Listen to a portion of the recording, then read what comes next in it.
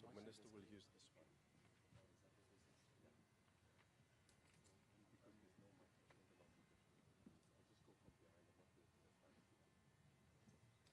Briefed on that, Excellencies, shall you please rise to receive His Excellency, the President of the Republic of South Africa, President Cyril Ramaphosa, accompanied by the Minister of International Relations and Cooperation, Mr. Ronald Lamola.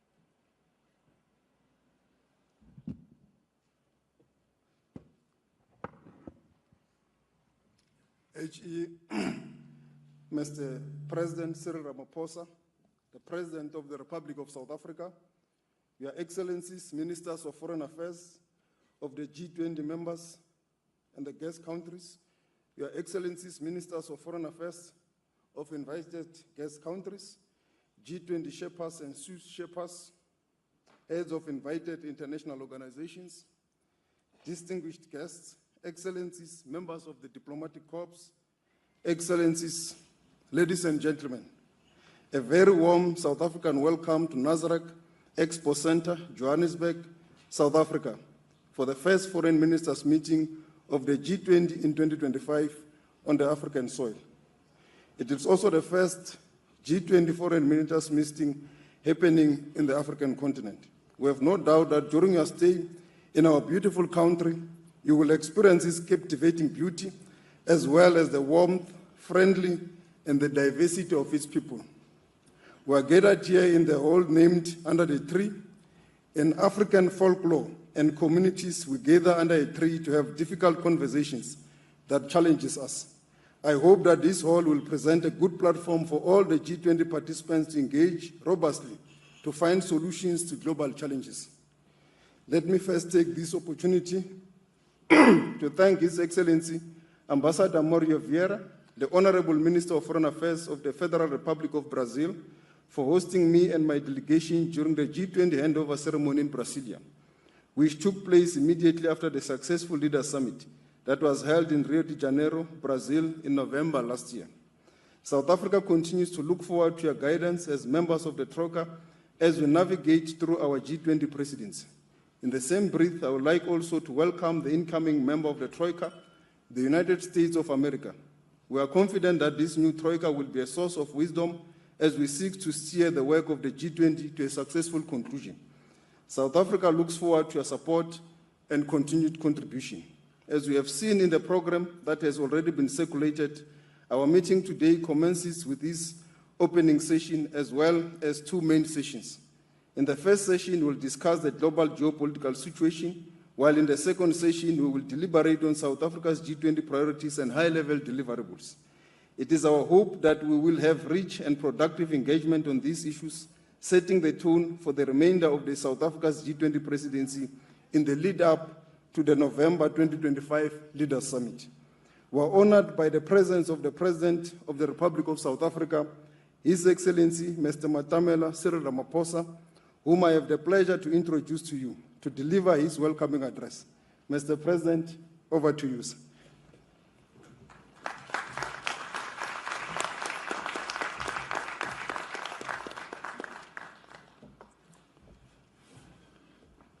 Thank you, Minister Ronald Lamola, the Minister of International Relations and Cooperation of South Africa, distinguished ministers of foreign affairs of the G20 family of countries, as well as invited guest countries, honorable leaders of representative organizations or representatives of international organizations, as well as regional economic communities.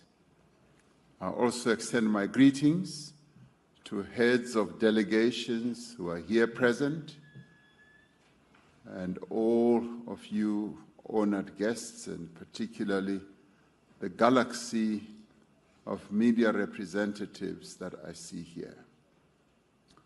Welcome, and a really warm, hearty welcome to this first Foreign Ministers Meeting under South Africa's G20 presidency.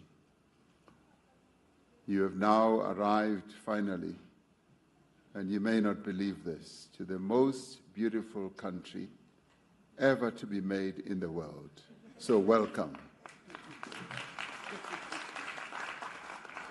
It is significant that the G20 Leaders Summit later this year will be convened for the first time on African soil. This, in many ways, highlights the growing importance of the African continent in global economic, political, and environmental discussions that are ensuing around the world. Africa is home to some of the world's fastest growing economies, and in many ways faces unique challenges such as the impact of climate change, developmental needs that it has, and the effects of global trade dynamics. This summit's location underscores the need for African voices to be heard on critical global issues like sustainable development, the digital economy, and the shift towards green energy. It is a great opportunity, too, to promote greater collaboration between African nations and the rest of the world. But it is also a great opportunity for all of us as members of the G20 and invited countries to engage in serious dialogue. Geopolitical tensions and rising intolerance, conflict and war, climate change, pandemics, and energy and food insecurity do threaten an already fragile global coexistence. These challenges are interconnected. They require responses that are inclusive and responses that should be well coordinated through various forums such as the G20. Yet there is a lack of consensus amongst major powers, including in the G20, on how to respond to these issues of global significance. Extreme poverty and growing inequality within and among nations weigh heavily on the conscience of the world. We are just 5 years away from 2030, the deadline for achieving the Sustainable Development Goals as adopted by our United Nations. As the international community, we committed ourselves to this very ambitious agenda to end poverty and hunger, to protect our planet, to achieve greater equality, also gender equality, to have universal education, health coverage, and to promote decent work and sustainable economic growth. Our commitment to achieve these targets, we must not waver from trying to achieve them. The nations of the world look to the G20 for leadership, for inspiration, and for guidance on the most pressing issues confronting our world, more so now at this time in the history of our world. Just as cooperation supported the progress of early humans, our modern-day challenges can only be resolved through collaboration, through partnership, through dialogue, and through solidarity. This is why South Africa has placed as its theme for the G20 the issues of solidarity, equality, and sustainability. These are at the center of South Africa's presidency of the G20. We would like our G20 presidency to be one in which all voices are heard and in which all views should count. The G20 represents over 2/3 of the world's population. Its decisions and policies reflect the needs and aspirations of all who form part of the G20 family. The G20 must also seek to reflect the needs and aspirations of all people who call this planet their home. This year marks 80 years since the United Nations was founded and the UN Charter was adopted. The United Nations was established to reaffirm fundamental human rights, to promote social progress, and to save successive generations from the scourge of war. While these essential goals of the United Nations remain, the world has changed in fundamental ways. The UN must also change accordingly. We continue to call for the UN Security Council, the multilateral trading system, and the international financial architecture to be realigned, to be reformed, to make them more representative, more agile, and more responsive to today's global realities. As the G20, it is critical that the principles of the UN Charter, multilateralism, and international law should remain at the center of all our endeavors. It should be the glue that keeps us together. The conflicts between Russia and Ukraine, conflicts that's raging in the eastern part of the Democratic Republic of the Congo, in the Sudan, in the Sahel, and in Gaza, continue to exact heavy human toll and heighten global insecurity. South Africa welcomes the ceasefire agreement reached between Israel and Hamas as a crucial first step towards ending the severe humanitarian crisis faced by the Palestinian people in Gaza. This ceasefire must lay the basis for a just and lasting peace in line with UN resolutions, in line with international law and internationally agreed parameters. As the G20, we must continue to advocate for diplomatic solutions to conflicts. Our own experience as South Africa is that the peaceful resolution of conflict through inclusive dialogue is the foremost guarantor of sustainable and lasting peace. So, Your Excellencies, the climate crisis is no longer a threat. It is a catastrophic reality that all of us in the world must face. Last year, global average temperature exceeded 1.5 degrees Celsius above pre-industrial levels or industrialization levels for the first time. The impact of climate change places a disproportionate and unjust burden on the poorest as well as the most vulnerable.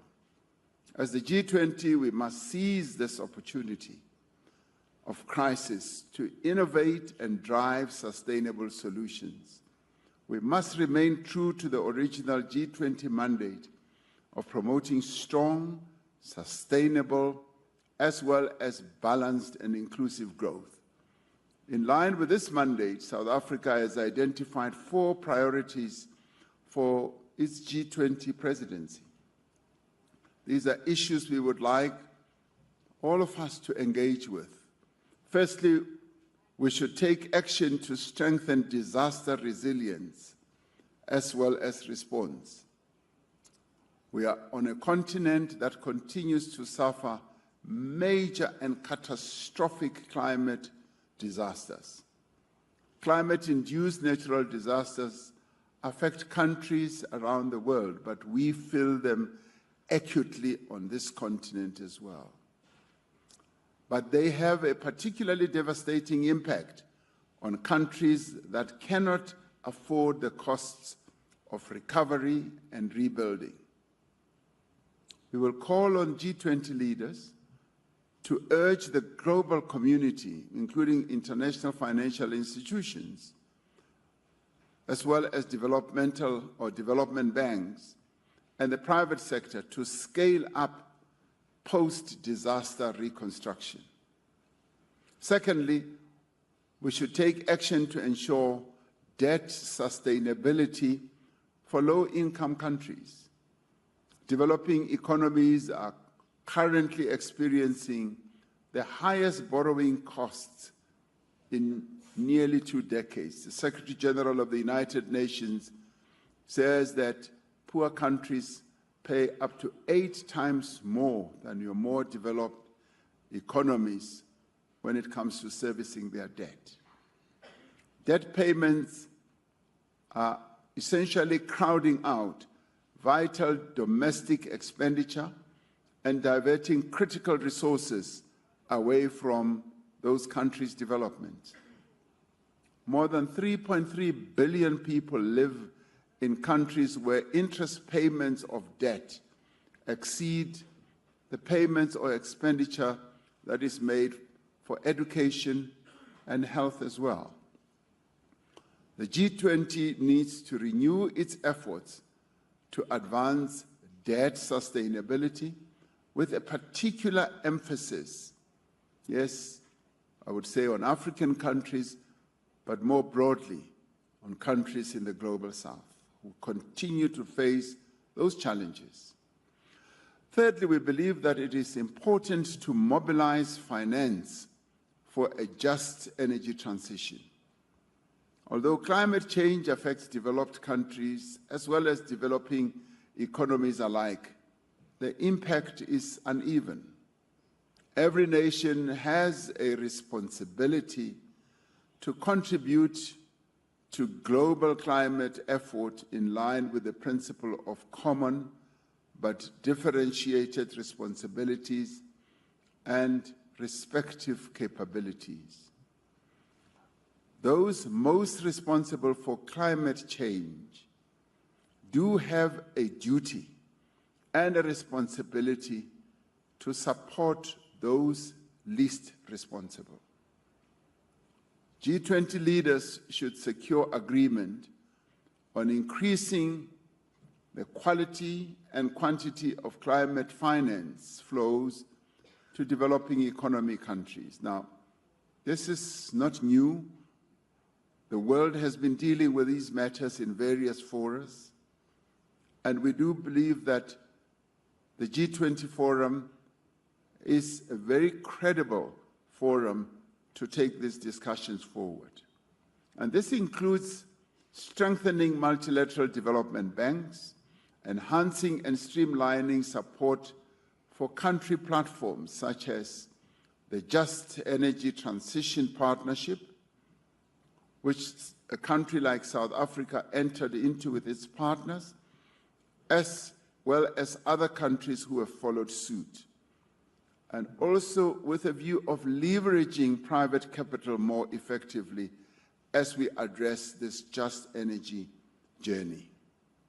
Fourthly, we will seek to harness critical minerals for inclusive growth and sustainable development. We will champion an inclusive G20 framework on green industrialization and investment to promote value addition and beneficiation of critical minerals.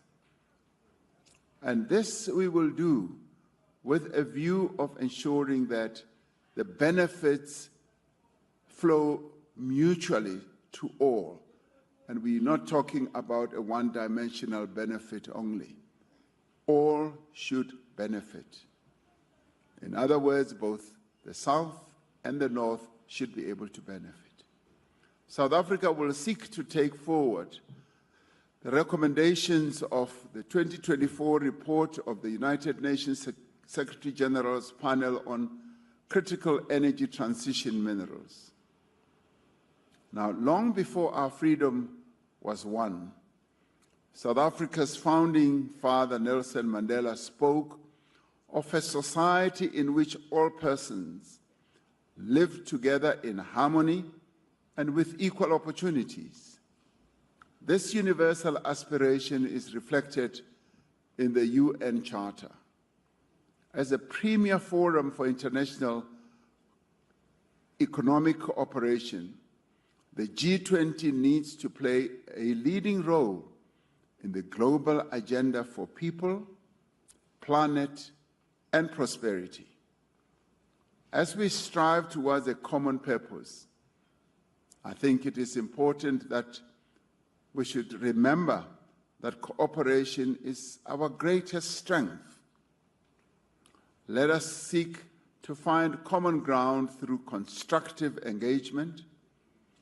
Through the G20, we should be able to set the coordinates of a new course for human progress, one that is founded on solidarity, equality, as well as sustainability. In the end, we will find that through solidarity, we've been able to make progress as humanity. Through fostering equality, we've been able to be real humans. And through engendering sustainability, we have a better future as humans on this planet ahead of us. This task is now in our hands as the G20 family, and I do believe the various meetings we are going to hold throughout the year, this one being one of the key ones, will lead us in the direction that we all seek to move in. So I thank you, and once again, I welcome you dearly to South Africa. Thank you very much.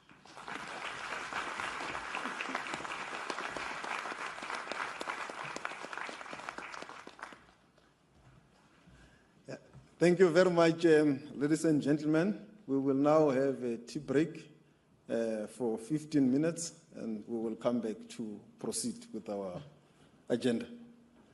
Thank you very much, Your Excellency, President Cyril Ramaphosa.